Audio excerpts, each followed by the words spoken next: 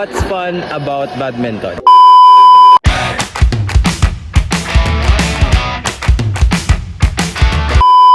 I'm Mau from Ibos. Yes. Yo.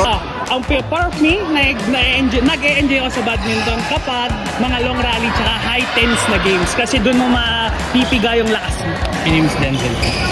Maraming masasayang bagay sa badminton kasi marami tayong makikilalang friends and lalong-lalo na healthy to para sa katawan natin kasi para sa cardiovascular endurance natin and nakapag-boost tayo ng calories and fat. Hi Miss, what's your name? I'm Zay po. It's fun po because you can make new friends and fun din po siya for me because I can express myself po sa badminton. Jared po. For me, fun siya kasi nakakapag-exercise ka at the same time, marami ka na meet na new friends. Hindi mo na mamalayan na nakakapag-exercise ka na pala kasi sa nakakasama mo, parang mawawala yung tao. Yo! For me, badminton is fun lalo na pag yung mga nakakalaro mo is yung mga friends mo and nakipagkulitan ka sa Kasi po kasi maganda siya sa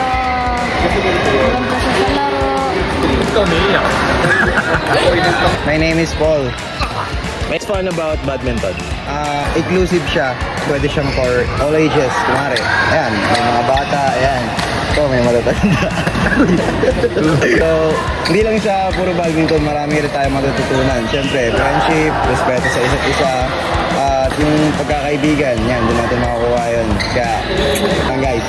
Hi, I'm Dean. Anak po ako ni Coach Marlon Elefanio. Badminton is fun because of how fast-paced and thrilling it is with it teaching us sportsmanship. And I thank you. Wow!